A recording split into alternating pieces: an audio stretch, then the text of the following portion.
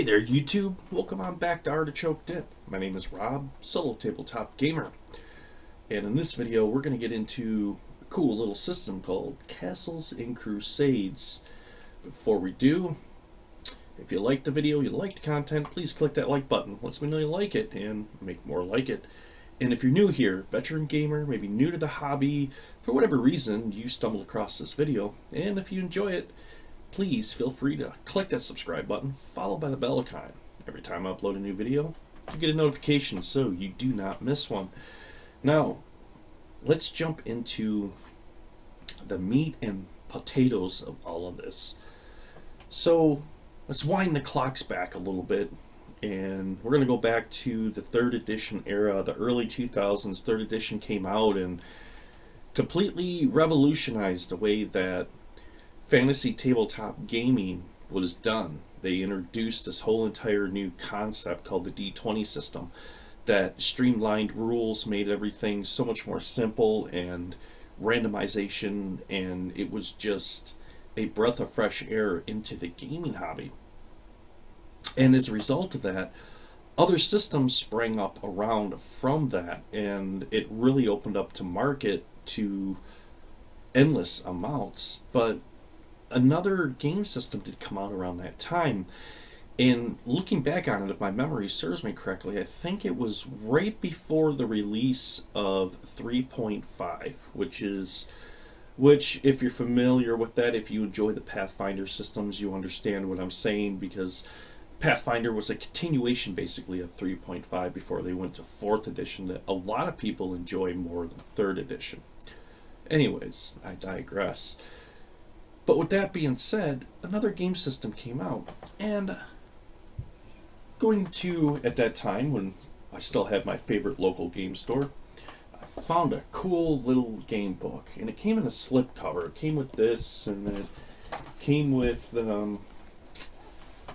this little other book that gave you all your monsters and your treasures, and then it went into this nice thing that's called Castle Zaeg, which is like a sandbox campaign style, and it gave you a nice huge fold out map that you could hang on your wall, because those were still big back in the day, the fold out maps, these nice big fold out maps. I personally still love them, I really do, and it's just one of those things you don't really see too much anymore. But anyways, this is my first introduction to Castles and Crusades, and the thing I really liked about it is it had the old school feel of Advanced Edition. You got it right here, the Advanced Dungeons and Dragons, which I loved, but it was streamlined in a D20 system, but it didn't adhere to the open game licensing of Wizards of the Coast.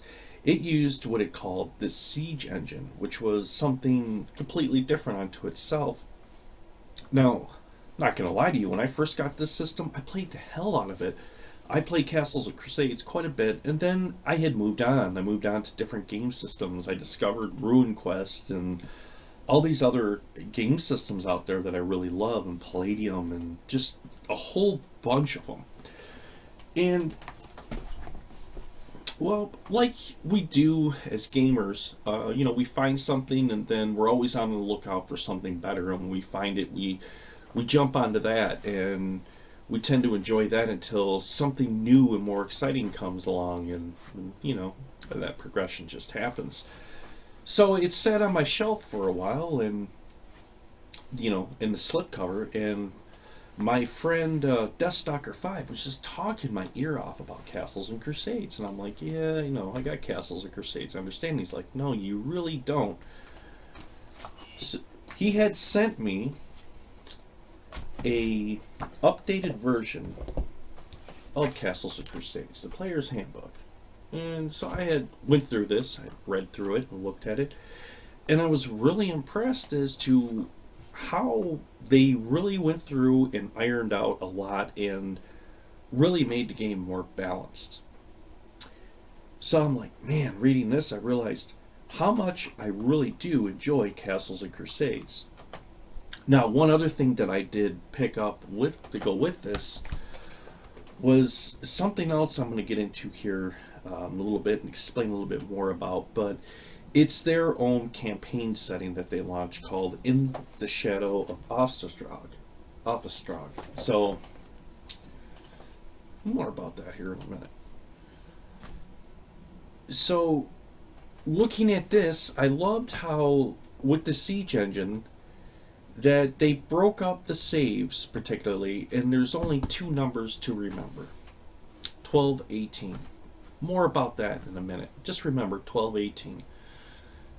And with the Siege engine, the amount of solo ability you get, how you can actually sit down and play this game as written solo and have just a fun experience with very little modification whatsoever.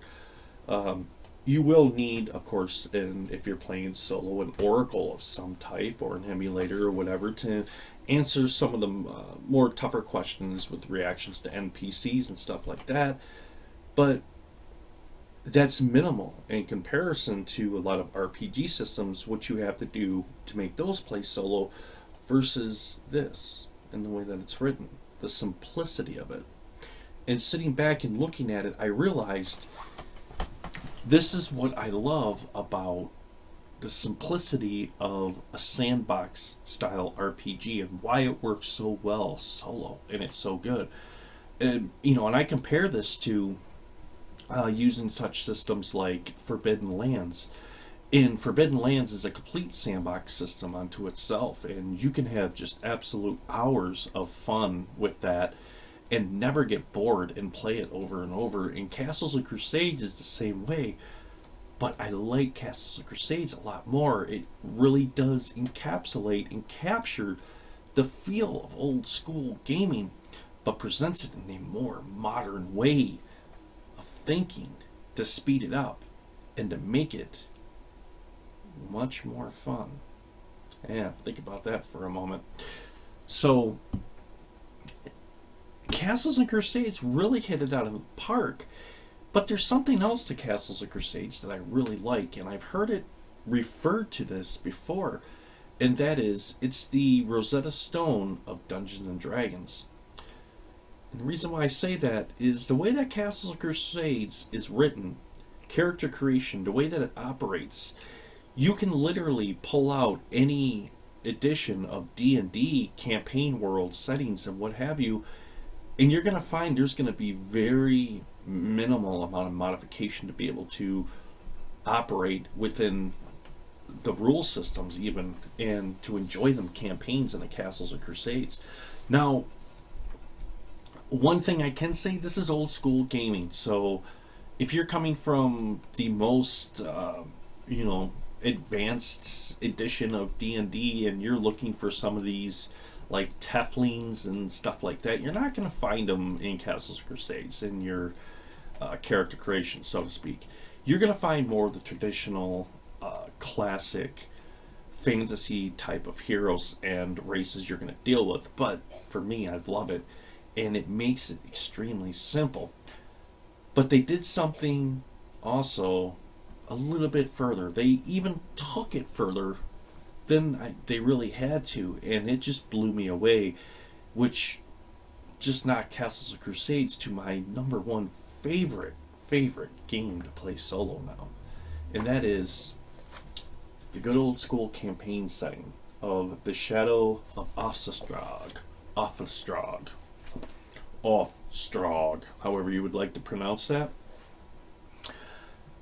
The thing I love about this, so you read the introduction and explains as I would say, very reminiscent of any type of creation story of this Dark Lord, and you got the bad guys and the good guys, and that entire compelling tale of good versus evil and so on and so forth. And where the timeline, your characters come in and how they, at that point, are going to react with this world. But moving on from there, the thing I like about the introduction is where it says in there so eloquently is that the fact that you can use the system one of three ways.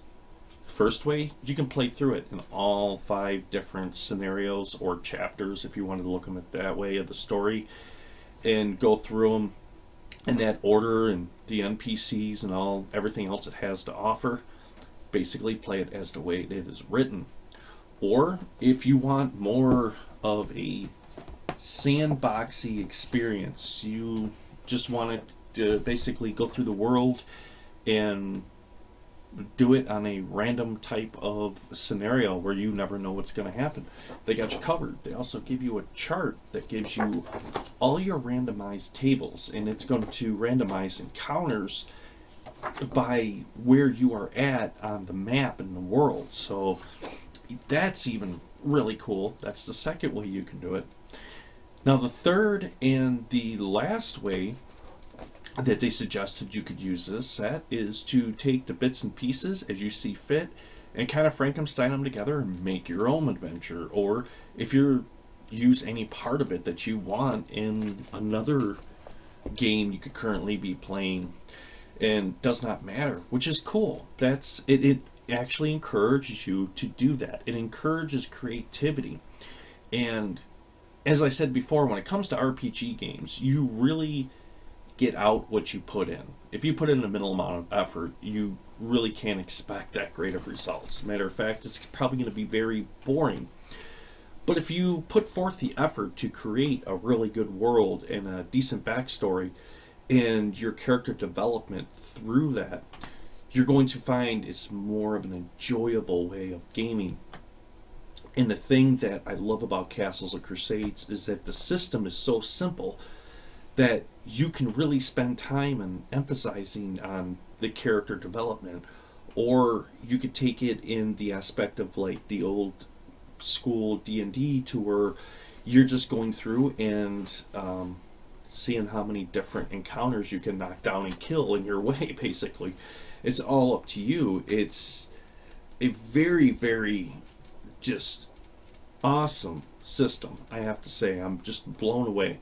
I'm extremely blown away by it. I love it, and I love the old school feel to it more so than ever. So I think for a lot of us out there, if you're in that same age bracket as me, you remember the days of the campaign settings, the days where you would buy that box set and you would open it up and it would have the maps in it and all the source material you needed. Essentially, you got the entire world in one box to be able to do whatever you wanted with it and create it the way you wanted to.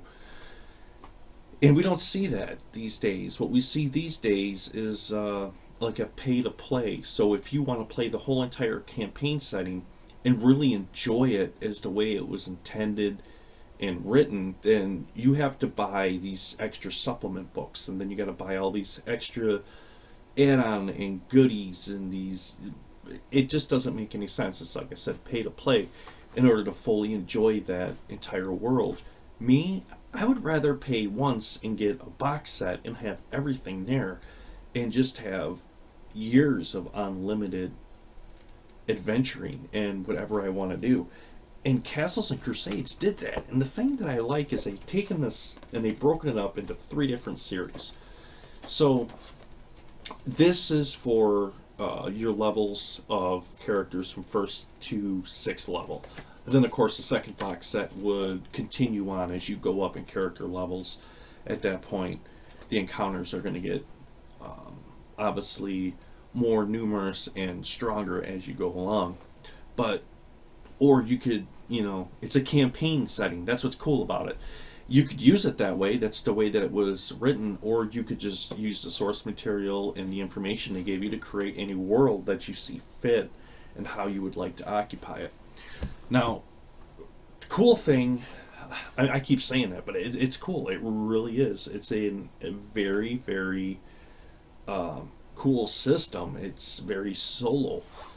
It's very open-ended. I mean, and the thing about Troll Lord Games is that not only do they offer this, they have other fantasy worlds as well, from science fiction all the way to even more fantasy worlds and campaign settings and game systems they have to offer that they have out there to be able to be explored. So if you're watching this and you don't really enjoy fantasy, but you enjoy sci-fi, well, don't limit yourself. Check out Cholor Games. They have an entire array of sci-fi worlds you can go through as well. And I would suspect they would keep it like Castles of Crusades, to where you would have a very sandboxy style of play. I can't tell you. I've never picked up any of their other materials than this, and even this is relatively new to me and to the game table. But for those of you out there watching, I mean, what say you? I mean, how do you feel about this when it comes to the classic old school feel of D&D? Me personally, I would rather have simple character creation, to where my character sheet is just very basic. I have attributes, I have enough information to know about my character to be able to operate in that world, and not have to worry about having 5, 6 different sheets of paper and all of this stuff written down to go back to where it gets so complicated, and you got so many skills and these feats that add these extra added bonuses here and there and all these different things, to where you're spending more time trying to keep track of all of this and less time gaming at the table. Me personally, I would rather have that time spent gaming at the table with, solo play. So it's very, very interesting. And like I said, I've noticed this when it comes to game systems. Most people really tend to enjoy solo. They tend to be sandboxy systems. And for good reason. I mean, let's face it, before the whole idea of the mind thought of, hey, let's play solo, let's play RPG games solo came along, there was nothing. We had to essentially create our own random tables and sandbox it ourselves. But now they're making them like that. And Castles and Crusades is one system that, it's the way that it is written.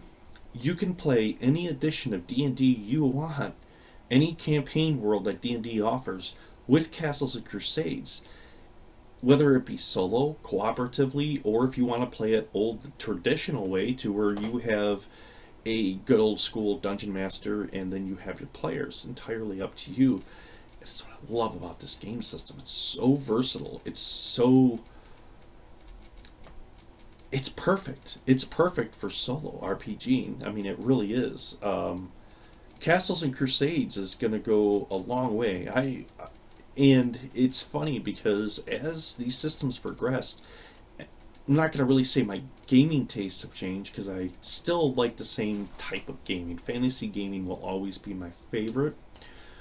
But branching off and now trying different things like sci-fi gaming, and every once in a while indulging into the Call of Cthulhu mythos and all of that, I still find myself coming back to fantasy and enjoying fantasy. And I have to admit, out of a lot of the game systems that I have played, Castles and Crusades has really, really captured that essence of old school gaming and made me remember why I love gaming so much. It's because of the fact that it's a tool for your imagination to be able to watch the story progress and go into different areas that intrigue you, or at other times can leave you in a state of just complete awe, that you couldn't believe that the game could take a turn in that direction. And Castles Crusades offers that and does it very eloquently, very,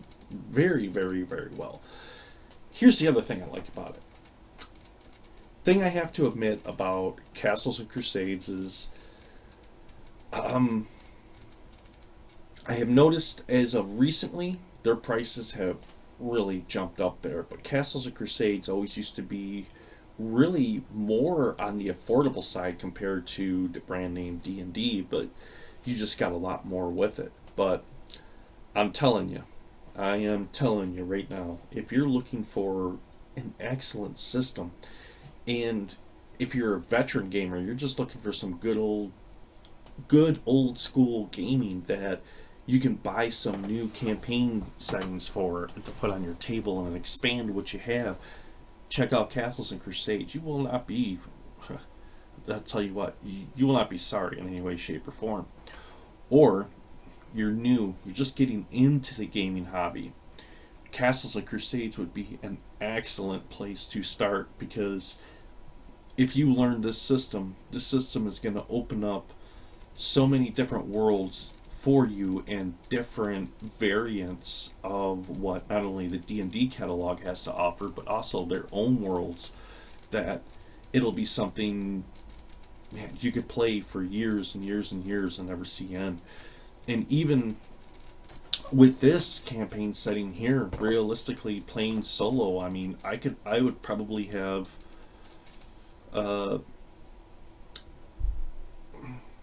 close to 5 months. I mean, if I was to play every single day, sit down and put forth every single day a gaming session, I could probably complete the booklet in about 5 months of play. So you get all 3 campaign settings together, and I mean, right there, you'd be well looking at over a solid year of gaming before you get through all of it. And that's if you would ever get through all of it. That's the way that it's designed, and the replayability of it. It's just one of those that's going to be a main staple from here on out on my gaming table.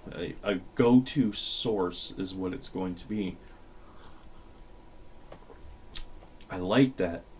We haven't seen something like this in a while, or I should say, I haven't seen it in a while, and I'm very excited, and I wanted to share it with you folks out there and let you folks know as well. And that way you could come into the Castles and Crusades and look at it with a different set of eyes, if you will. The mindset of, not only am I getting a great system to solo here, but I'm also going to get a great system that's going to be compatible with all this other D&D stuff that I have over here. So if I wanted to play something out of 2nd edition, I could with this and not change my characters. And I could also incorporate the 3rd edition stuff over here, maybe pull some of the 4th from over here. And if you have 5th lying around, you could put that in as well. And however you want to do it, it allows you to do it, which is cool. It's very cool. And I have to admit, we just don't see that, and I wish we would see more of it. Now, you have the D20 lot into Castles and Crusades, so I think this is just going to be where I'm going to live as a gamer for my fantasy gaming, and as far as that goes for solo. Now, and then I keep emphasizing solo, so typically the RPG games that I really enjoy to play solo, if I was to break those down now, how things have changed, and how sandboxing has really, it's changed the landscape for the solo RPG gamer. And Castles of Crusades would be number 1, Forbidden Lands would be number 2, Mork Borg would be number 3. And Mork Borg, don't get me wrong, that is by no stretch of the imagination. It gives you very limited, but there is the game structure so simple that it does allow for solo ability.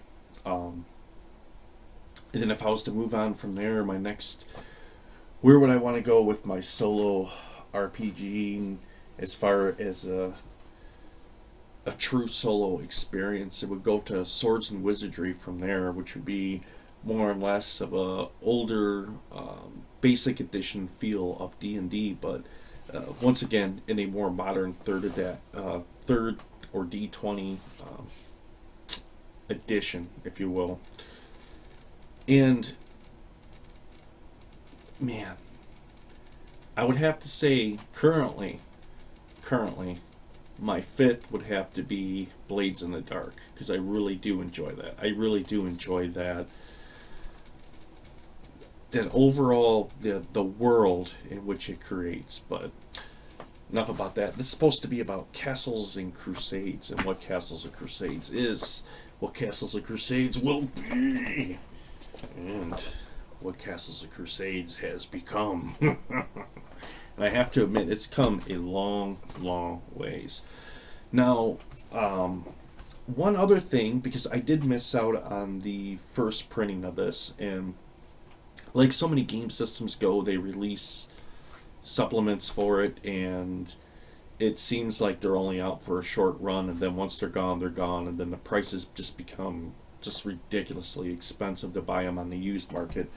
But I did pick up the most recent printing of the Castle Keeper Guide, and I have to admit, even looking through this and just the amount of thought that went into it for expanding your characters and magic and expanding your equipment, going into non-player characters, world building and cities and dungeons and everything that it gives you in here, not only even for the game master but for the solo RPGer as well. It gives you just a huge wealth of information and tables that you can use to, at that point, when you're sandboxing, whether it's one of their pre-generated campaign modules or of your own, you're going to have just a huge wealth of information to add into that. And I have to admit, the Castle's Keeper Guide just knocks it out of the ballpark. I am really, really impressed.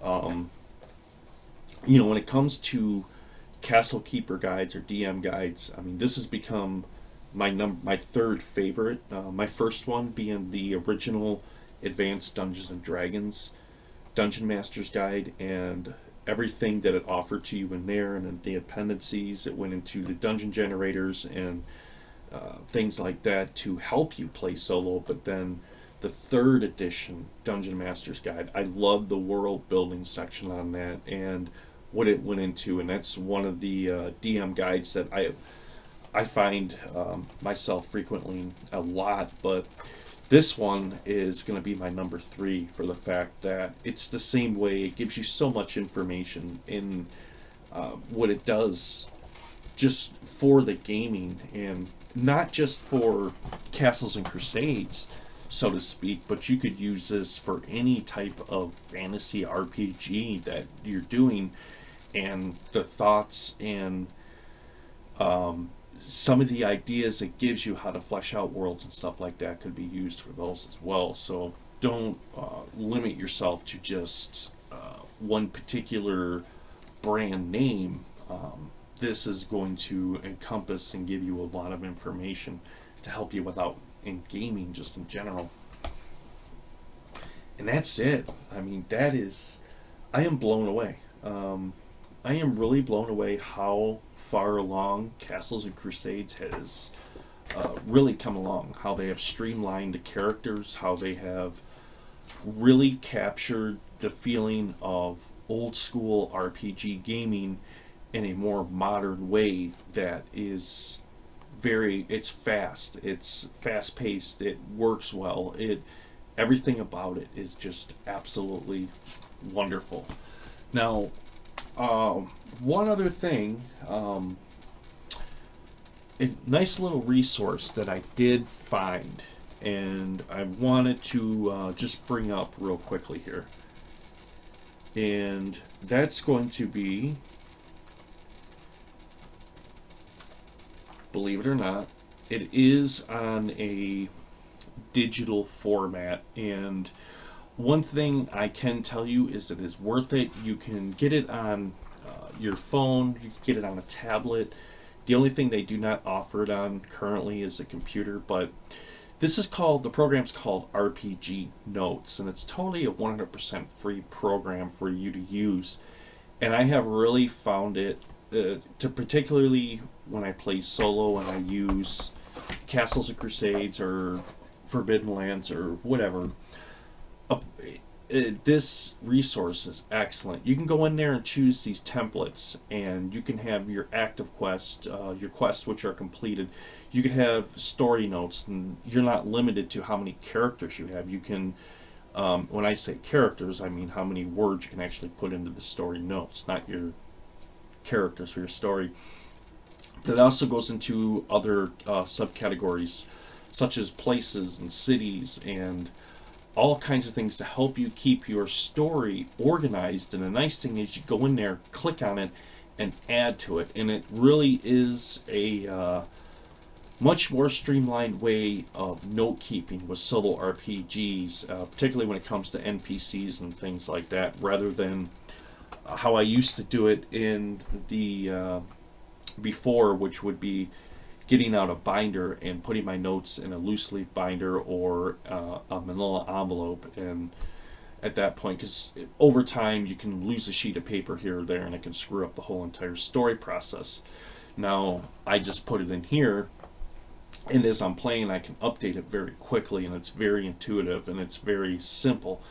And the nice thing is I have a basically a really well documented historical archive of my gaming sessions, so I can go back through it and I can always say, you know, who was that NPC I met at that city? I go in there and say, ah, here it is. Here's what they have to offer. Here's the items. Blah blah blah blah blah. And you know, and it really does bring your game to life. So that is really really cool. If you have not tried it, it's called the RPG Notes, and known as the Campaign Manager. And I really really do enjoy it. Like I said, cost you nothing. It's free. It's a 100% free program. If you'd like to donate a money to help with the cost of maintaining and running it, you could. If you just want to enjoy it, then enjoy it, my friends, because that's what it's there for. And that's what I love about the tabletop gaming community right there, is everybody's in it to help everybody else out. And it's just a very cool community to be in and to be a part of. It's a great hobby to have. I have forged great friendships through gaming, and it has done wonderful things for me. And I hope it does for you as well, watching this in the new year. And with that being said, I think this is where I'm going to wind this video down at. And I think I've talked to your ear off long enough about Castles and Crusades, and maybe, hopefully, I've convinced you to look into it for yourself. Maybe you will find on your gaming table the shadows of Aethelroch, and going through the map booklet at that point, charting out where you're going to go to next. Can only hope so, my friends. And something's sneaky suspicion is telling me it probably will, and I tell you right now, you will not be sorry. As a matter of fact, the only regret you're going to feel is wondering why you didn't get it sooner. Because I will tell you what, after reading through it and gaming in this, I'm asking myself that right now. Why did I not get this sooner? What have I missed out on? Alright, my friends. With that, I want to wish you a very Merry Christmas from the Artichoke Dip and family to all of you out there, and I hope it was a wonderful one. I hope you had a great holiday, and here's to better days ahead, and I'm hoping this year will be much better coming up than the years before. We can always hope. So that being said, if you enjoyed the content, click the like button. Let me know you liked it.